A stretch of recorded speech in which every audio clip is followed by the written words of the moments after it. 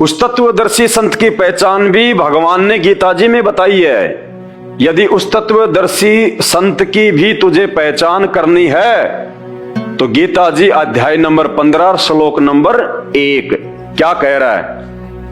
क्या करेगा वो तत्वदर्शी संत? वो कैसे अपने जो है वो ज्ञान को बताएगा? ये देखिए, ये गीता जी अध्याय नंबर 15 और ये श्लोक नंबर 1। भगवान के बताए अनुसार जब हम उस तत्वदर्शी संत की खोज हम कर लेंगे, और भैया खोज करने की जरूरत नहीं है,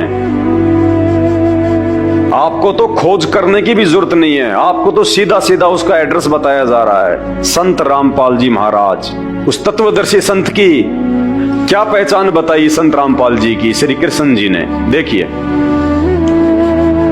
ऊर्ध्व मूलम अधः शाखम अश्वत्थम प्राहु अव्ययम छंदासी यस्य प्रणानी ये तम वेद च स वेद विद। क्या पहचान होगी उसकी? वो क्या ज्ञान बताएगा? आदि पुरुष परमेश्वर मूल वाले और ब्रह्मा रूप मुख्य शाखा वाले जिस संसार रूप पीपल के पेड़ को, वृक्ष को यानी पेड़ को, पीपल के पेड़ को अविनाशी कहते हैं तथा वेद जिसके पत्ते कहे गए हैं, उस संसार रूप वृक्ष को जो पुरुष, जो ज्ञानी, जो महात्मा मूल सहित यानी उसकी जड़ से लेके उसके पत्तों तक जो पूरा का पूरा विवरण दे दे, जो पुरुष मूल सहित तत्व से जानता है, वह वेद के तात्पर्य को जानने वाला है। क्या कहा श्री कृष्ण जी ने उस तत्वदर्शी संत की पहचान के विषय में? कि संसार रूपी पीपल के पेड़ के सभी भागों को, कि उसकी जड़ कौन है, उसके पत्ते कौन है, उसकी डारियां कौन है और उसके वो टहनी कौन है, जो पुरुष, जो महात्मा उस पूरे आध्यात्मिक पीपल के पेड़ के सभी भागों को जो तत्व से बता दे, वो तत्वदर्शी संत होगा। तो भाई और बहनों, उस पीपल के पेड़ का वो चित्र जो गीता जी अध्याय नंबर 15 श्लोक नंबर 1 में लिखा हुआ है, 4 युगों में यदि किसी ने सार्वजनिक तौर पे गीता जी को दिखा के टीवी चैनलों पे यदि किसी ने बताया है तो केवल संत रामपाल जी हैं, केवल संत रामपाल जी। क्योंकि गीता जी में भगवान ने अर्जुन को उस तत्वदर्शी संत की यही पहचान बताई है कि उस तत्वदर्शी संत की यही पहचान होगी जो तुझे एक परमात्मा की जानकारी देगा, जो तुझे असली भक्ति देगा, कि वो संसार रूपी पीपल के वृक्ष के सभी विभागों को सही सही बता देगा, पूरी सृष्टि रचना को बता देगा कि देव कौन है, महादेव कौन है, ब्रह्मा विष्णु महेश कौन है, आप और हम कौन हैं, और वो पूर्ण परमात्मा कौन है। तो देखिए, वो पीपल का पेड़ जो संत रामपाल जी ने शास्त्रों से खोल के बताया है, उसका चित्र बना के हमें समझाने के लिए, ये देखिए भाई बहनों, गीता जी अध्याय नंबर 15 और श्लोक नंबर 1 के अनुसार भगवान ने जिस तत्वदर्शी संत की पहचान बताई है कि वो तत्वदर्शी संत होगा, वो ज्ञानी महात्मा होगा जो तुझे एक परमेश्वर की जानकारी बताएगा, जो तुझे एक भगवान की भक्ति बताएगा, और उसी के बताए अनुसार पूजा पाठ करने से, भक्ति करने से, दान पुण्य करने से तू उस परम शांति को और उस परम धाम को प्राप्त होगा। ये गीता जी का सर्वश्रेष्ठ ज्ञान है। तो ये जो पहचान है उस परमेश्वर की कि वो एक परमात्मा कौन है, ये सृष्टि क्या है, देव महादेव क्या है, ये ब्रह्मा विष्णु महेश क्या है, हम क्यों जन्म ले रहे हैं, हम क्यों जो है वो मर रहे हैं, 84 लाख योनियां क्या हैं, अच्छे कर्म क्या हैं और बुरे कर्म क्या हैं, ये सारी जानकारी आज संत रामपाल जी ने आके दी है। उस तत्वदर्शी संत ने जिसके विषय में गीता जी में भगवान खुद अर्जुन को सलाह दे रहे हैं कि तू ज्ञानियों के पास जाकर, उस तत्वदर्शी संत के पास जाकर उनको दंडवत प्रणाम करके, सरलता पूर्वक अभिमान को त्याग के, कपट को छोड़ के, उनके चरणों में पड़ के, दंडवत करके उस ज्ञान के विषय में जान, फिर तुझे वो तत्वदर्शी संत उस परमात्म ज्ञान की जानकारी देगा।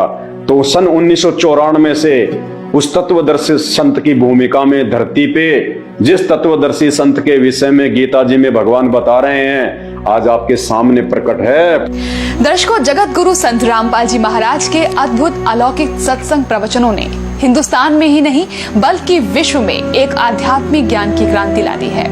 लाखों श्रद्धालुओं ने हमें इन सत्संगों के प्रसारण के लिए बधाई पत्र भेजे हैं। इसके साथ साथ कुछ श्रद्धालुओं ने कुछ शंकाएं भी हमारे को भेजी हैं। हमने उन सब श्रद्धालुओं की शंकाओं के निवारण के लिए संत रामपाल जी महाराज से भेंट की तथा महाराज जी से उन सभी शंकाओं का निवारण जाना, जिसकी जिज्ञासा हमारे दर्शकों में बनी हुई है। तो आइए अब जानते हैं परम पूज्य जगत गुरु तत्वदर्शी संत रामपाल जी महाराज से आपकी हर शंका का समाधान। महाराज जी, हमने सुना है कि आप जी श्री ब्रह्मा जी, श्री विष्णु जी, श्री शिव जी आदि देवताओं की पूजा छुड़वाते हैं, क्या ये उचित है? ब्रह्मा विष्णु महेश को हम छुड़वा सकते हैं? हम कोई बालक है? परमात्मा कबीर जी आदरणीय गरीबदास साहिब जी को सतलोक लेकर गए थे। वह सब सतीथि से परिचित करा कर, ब्रह्मा विष्णु महेश की सतीथि से परिचित करा कर वापस छोड़ दिया। उसके बाद उन्होंने कहा था, तीनों देवा कमल दल बसे, ये ब्रह्मा विष्णु महेश, प्रथम इनकी वंदना फिर सुन सतगुरु उपदेश। उनका था कि तीनों ब्रह्मा विष्णु ये तीनों देवा कमल दल में बसते, हमारे कमलों में, इन दलों में अंदर रहते हैं, और प्रथम इनकी वंदना, ये मंत्र जो करते हैं हम इनकी साधना करते हैं, और फिर सुन सतगुरु उपदेश, सतगुरु के ज्ञान को सुनो और उसका पूरा कंप्लीट कोर्स लो, तब ये बात बनेगी। अब ब्रह्मा विष्णु महेश हमारे कोई दुश्मन नहीं है। कई कहते हैं कि आपके गुरु जी तो ब्रह्मा विष्णु महेश को छुड़वाते हैं। ब्रह्मा विष्णु महेश को हम छुड़वा सकते हैं। अब जैसे ऊर्ध्व मूलम अधः शाखम, ऊपर को जड़ वाला, नीचे को तीनों गुण रूपी शाखा वाला, उल्टा लटका हुआ संसार रूपी वृक्ष है।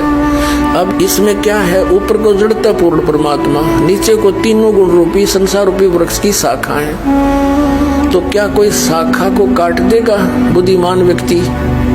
पेड़ की शाखा को कोई काटने की कहेगा कि इसको तो फेंक दो काट के, उस फिर लटका के करेंगे बाकी का हम? तो कहने का भाव ये है कि जैसे परमात्मा कहा करते कि जैसे हमने भक्ति रूपी पौधा बीजना है और हम नर्सरी से कोई पौधा लाए, कैसे बीजेंगे? उसको गड्ढा खोदेंगे और उस गड्ढे में उसको जड़ों की तरफ से दबाकर मिट्टी में, फिर उस जड़ों की मूल की सिंचाई करेंगे।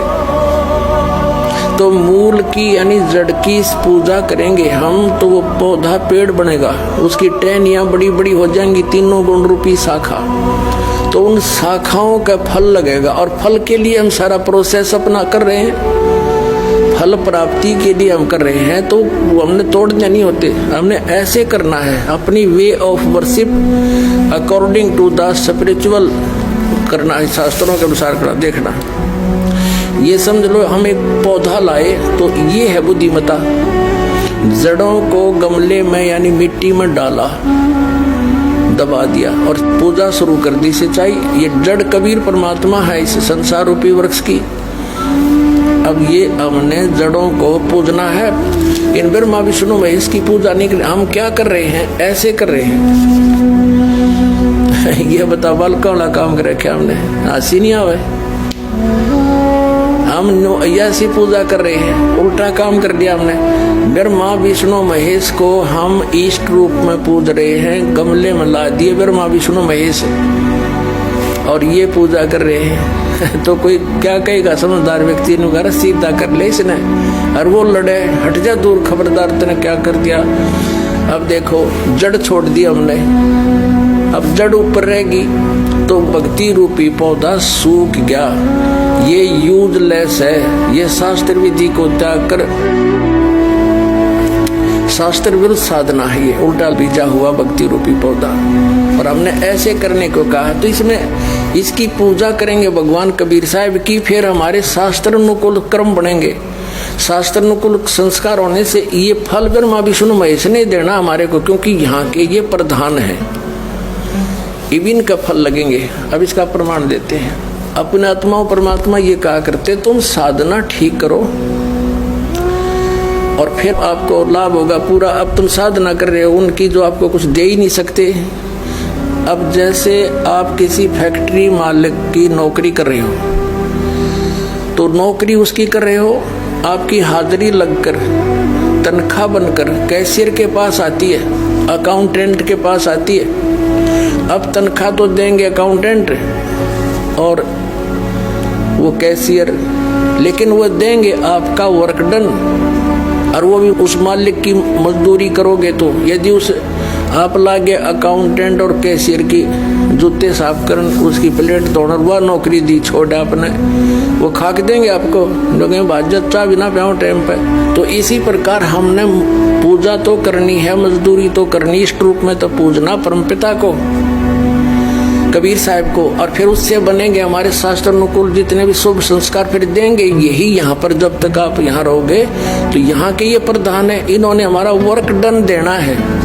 जैसा कर्म करेगा फल देगा भगवान, इनका ये आखिरी विधान था। तो ये भगवान तो वर्क डन ही दे सकते, इसमें ऐड नहीं कर सकते। और फैक्ट्री मालिक बनवाना कह के दे तोहफे में, यानी परमात्मा हमारे मालिक हैं, मालिक तो कुछ भी दे सकता है।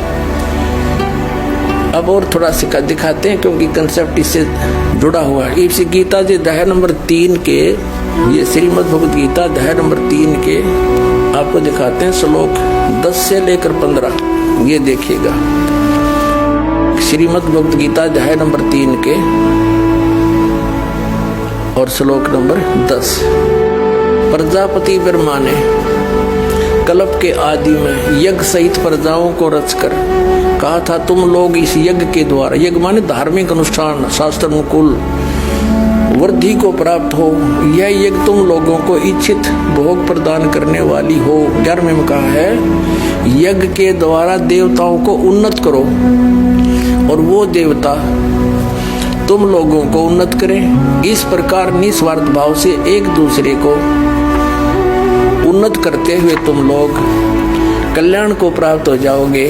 12वें में फिर कहा है, यज्ञ के द्वारा बढ़ाए गए देवता, बताओ देवता ने क्या हम पकड़ कर बढ़ावाएंगे, खींच कर बढ़ावाएंगे उन्हें। अब ये विधि बता रखी है कि शास्त्र अनुकूल साधना करने से, जड़ की पूजा करने से ये तीनों देवता रूपी शाखा बढ़ जाएंगी, बड़ी हो जाएंगी, फिर ये फल देंगे।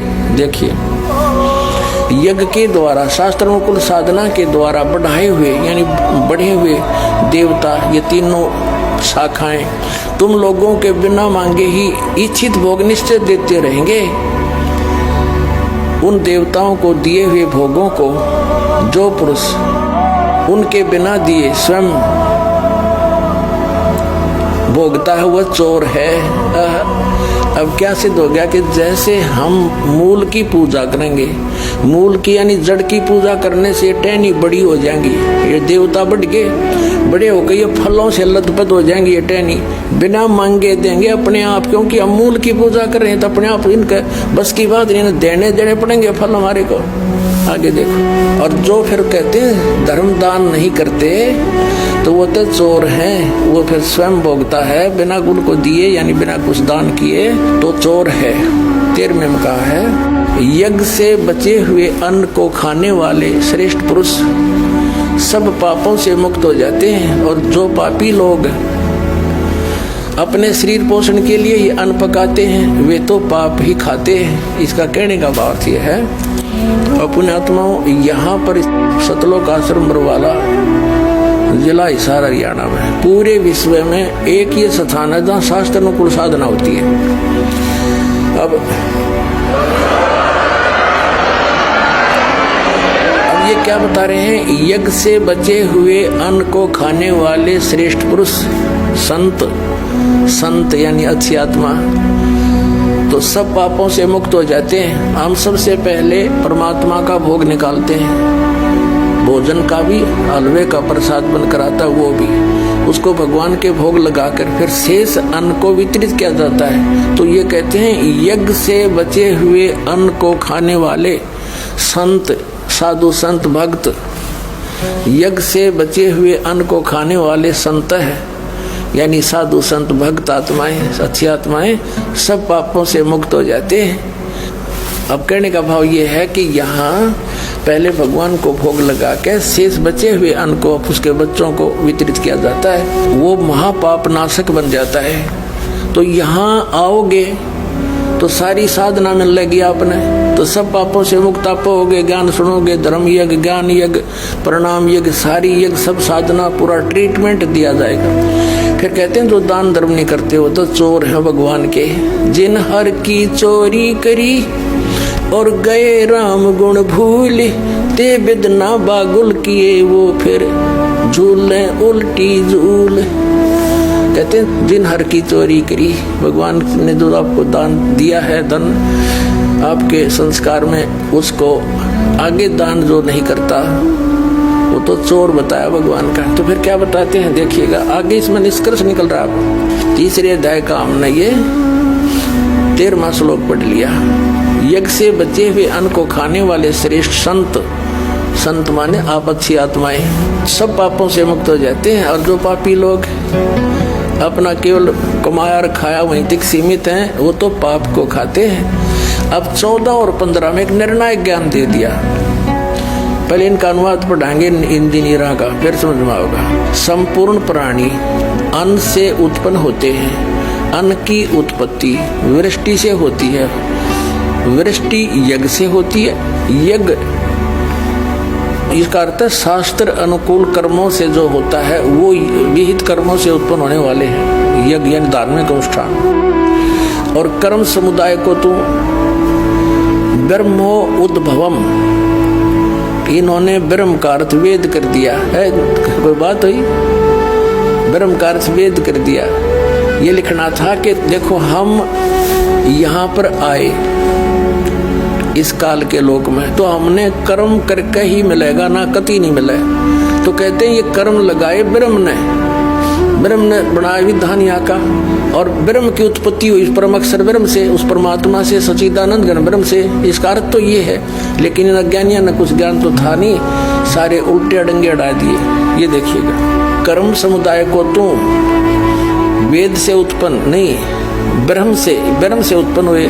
और ब्रह्म अक्षरम उद्भवम अविनाशी परमात्मा से, यहाँ ब्रह्म लिखना था, ब्रह्म ये काल अविनाशी परमात्मा से उत्पन्न हुआ जान। इससे सिद्ध होता है कि सर्वगतम ब्रह्म, सर्वगतम माने सर्वव्यापी परमात्मा, सबका मालिक, सदा ही यज्ञों में प्रतिष्ठित है। वो इष्ट रूप में पूज्य है, वही प्रतिष्ठित है। सभी यज्ञों में उसको इष्ट मानकर पूजा करनी चाहिए। इसका निष्कर्ष निकल गया। अब हम उस परमात्मा को इष्ट मानकर पूजा करेंगे तो हमारी शास्त्र अनुकूल साधना होगी। और इसमें कहा है कि सारा जो शास्त्र अनुकूल साधना करने से हमारे शुभ संस्कार बनेंगे। ये भक्ति रूपी पौधा बड़ा होगा, ब्रह्मा विष्णु महेश के पास हमारे संस्कार जाएंगे, और ये बिना मांगे आपको देंगे, आपको बिना मांगे देंगे। जैसे फल लदपद हो गए टहनिया के, आप भी खाओ, रिश्तेदार भी ले जाओ, और पड़ोसी भी तोड़ ले जाओ तो भी समाप्त ना हो। तो इतना इस प्रकार हमारा ये पूरा भक्ति क्रम पूरा होता है। तो हम आपको सबसे पहले परमात्मा ने कहा है कि तीनों देवा इन कमल दलों में बसे, ये ब्रह्मा विष्णु महेश, और प्रथम इनकी वंदना, और फिर सुन सतगुरु उपदेश। तो हम इनकी पूजा नहीं कर रहे, हम किसी का किराया दे रहे हैं, जैसे हम टैक्स भर रहे हैं बिजली का, हम बिल भर रहे हैं इसका, टेलीफोन का, वो पूजा थोड़ी कर रहे हैं, वो तो हम उनको दे रहे हैं। तो हमें हमारी सुविधाएं जारी रखेंगे, नहीं देंगे तो कनेक्शन काट देंगे। तो हम शास्त्र अनुकूल साधना कंप्लीट कोर्स ना करके अपनी अपनी डफली पीट रहे हैं, जिस कारण से हम परमात्मा से मिलने वाली साधना से वंचित होकर के हम नास्तिक होते जा रहे थे। अब परमात्मा ने दया करी आपके ऊपर और इस दास के ऊपर। इस दास को बनाया वो तत्वदर्शी संत, और जो ज्ञान परमात्मा 600 वर्ष पहले छुपा के थे खजाना, इस दास को चाबी दे दी। अब दास ने खोल दिया उसके बच्चों के सामने, अब खाओ और खर्चो, चलो सतलोक में। तो YouTube पे जब तक आप उनके द्वारा बताई गई सृष्टि रचना को नहीं पढ़ेंगे, नहीं समझेंगे, तब तक आपको किसी भी धर्म का कोई भी धर्म ग्रंथ समझ में नहीं आएगा। भाई और बहनों, 2 घंटे से मुझे थूक बिलोने का कोई शौक नहीं है। आप भी अपने कीमती समय में से थोड़ा बहुत समय निकाल के ये वीडियो देख रहे हैं, तो ये वीडियो देखने का फायदा उसी समय है जब आप संत रामपाल जी के सत्संग सुनना शुरू करें। क्योंकि आज इस पूरी धरती पर केवल एक ही परम संत है, बाकी कोई संत इस धरती पे नहीं है। और जितने भी संत हैं, ये धर्म गुरु हैं, इनको अपने स्वयं के धर्म के विषय में पूरी जानकारी नहीं है, इनको स्वयं के धर्म ग्रंथों के विषय में पूरी जानकारी नहीं है। हिंदू धर्म गुरुओं को गीता जी और वेदों के विषय में पूरी और सच्ची जानकारी नहीं है।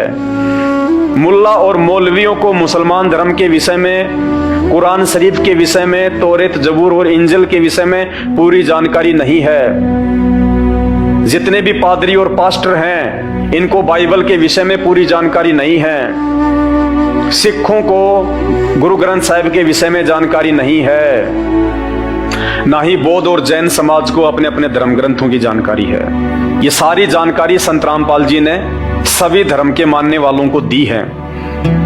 आपने उनके सत्संग सुनने पड़ेंगे,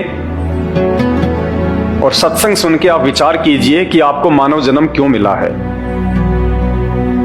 परमेश्वर कहते हैं, मानव जन्म पाए के जो नहीं रटे हरि नाम, और जैसे कुआं जल बिना फिर बनवाया क्या काम। ये 84 लाख योनियों से भिन्न एक मानव शरीर हमारी को केवल और केवल भक्ति के लिए मिलता है। अन्य योनियों में जाके महादुख भोगने से बचने के लिए मिलता है। और ये केवल उसी समय संभव है जब हम एक परमेश्वर की भक्ति करें। और एक परमेश्वर की जानकारी वर्तमान में पूरी पृथ्वी पे यदि किसी धर्मगुरु के पास में है, तो केवल परम पूज्य सतगुरु रामपाल जी भगवान के पास में है। और जब तक आप उनके सत्संग नहीं सुनेंगे, आप उनके विचारों से परिचित नहीं होंगे, तब तक ऐसे ही आप अपना ये अनमोल मानव जन्म बर्बाद करते रहेंगे। और आज मानव जन्म में आप कितने सुखी हैं बिना भक्ति और भगवान के। और कल को जब ये शरीर छूटेगा, हम 84 लाख योनियों में जाएंगे, उस समय हमारे साथ में क्या बीतेगी। आज आप एक गधे का जीवन देख लीजिएगा, आज आप एक बैल का जीवन देख लीजिएगा, कितना महादुख भोगता है। सारा दिन खेत में चलता है, गाड़ी में उसको किसान जोतता है।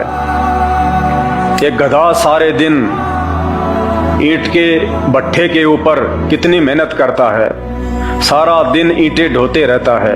अन्य पक्षी देख लीजिए, पशु देख लीजिए, एक कुत्ता देख लीजिए, सर में कीड़े पड़ जाएं, पूरे शरीर पे उसके खुजली हो जाए, एक्सीडेंट में उसका पैर कट जाए, कितने दुख भोगते हैं। आप और हमारे ऊपर तो छोटी मोटी कोई भी आपत्ति आती है, हम तो तुरंत अपने किसी रिश्तेदार को बता दें, कहीं से सहायता प्राप्त कर लें, मेडिकल प्राप्त कर लें, हॉस्पिटल में चले जाएं। भूख लग रही है तो खाना खा लें, कहीं भी 56 प्रकार के भोजन बना के खा लें। और कल को जब भक्ति सही नहीं करेंगे, और ये तो विधान है परमात्मा का, ये मोटे मोटे ग्रंथ भगवान ने कोई ऐसे थोड़ा ना लिखवाए, मजाक में थोड़े लिखवाए चारों वेद और ये गीता जी, ये पुराण, इनमें भक्ति और भगवान के विषय में जानकारी है। इस मानव शरीर से हमें क्या करना चाहिए उसकी जानकारी है। और यदि हमने वो कार्य नहीं किया, संत रामपाल जी की शरण में आके एकमात्र पूरे विश्व में उस तत्वदर्शी संत की शरण प्राप्त करके यदि हमने एक परमात्मा की भक्ति नहीं की, तो अगला जन्म 84 लाख योनियों का। फिर हमें ना कोई सत्संग के विषय में बताएगा, ना कोई समझाएगा, ना हम समझने के लायक रहेंगे। कहते माता पिता मिल जाएंगे लग 84 माही, सतगुरु की सेवा और भक्ति ये फिर मिलन की नाही। आज अनजाने में लोग कहते हैं माता पिता ही हमारे गुरु हैं, माता पिता ही हमारे गुरु हैं। बहुत अच्छी बात है, वो भी गुरु हैं, उन्होंने भी आपको जीवन जीना सिखाया है, बचपन में आपको शिक्षाएं दी हैं। लेकिन बिना आध्यात्मिक गुरु के वो माता पिता भी मरने के बाद 84 लाख योनियों में जाएंगे, आप भी 84 लाख योनियों में जाएंगे। वहां पे ना आपको मां बचाएगी, ना आपको वो पिता बचाएगा। तो ये परमपिता परमात्मा इस धरती पे प्रकट है, सबका पिता है, सबकी मां है। ये हमें सत्य आध्यात्मिक ज्ञान देके 84 लाख योनियों से भी बचाएंगे। और इस शरीर में रहते सहते यदि हमारे ऊपर कोई संकट आना होगा, कोई परेशानी या कोई दुख आना होगा, हमारे कोई प्रारब्ध का, हमारे कोई पूर्व जन्मों के कुकर्मों का, उसको भी संत रामपाल जी अपनी भक्ति से काटने में समर्थ हैं। आपके ऊपर वो कष्ट नहीं आने देंगे यदि आप उनकी मर्यादा में रह के भक्ति करेंगे तो मेरी केवल आपसे विनती है, आपसे प्रार्थना है, मैं आपको केवल समझा ही सकता हूं, बता ही सकता हूं, जानकारी ही दे सकता हूं। बाकी प्यास आपको होनी चाहिए, भूख आपको होनी चाहिए, तभी आप उस चीज को प्राप्त जो है वो कर पाएंगे। तो आज के वीडियो में केवल इतना ही। आगे फिर परमपिता परमेश्वर के आशीर्वाद से आप सभी भाई बहनों के मार्गदर्शन के लिए वीडियो आते रहेंगे। अभी तक यदि आपने हमारे Facebook page Pawan Das is live को फॉलो नहीं किया है तो आप जी फॉलो करें, वीडियो को शेयर करें, ताकि यह जानकारी अन्य भगत भाई बहनों तक भी पहुंचे जो अभी उन अज्ञानी और नकली धर्म गुरुओं के चक्कर में अपने मानव जीवन को बर्बाद कर रहे हैं। बंदी छोड़ सतगुरु रामपाल जी भगवान की जय हो।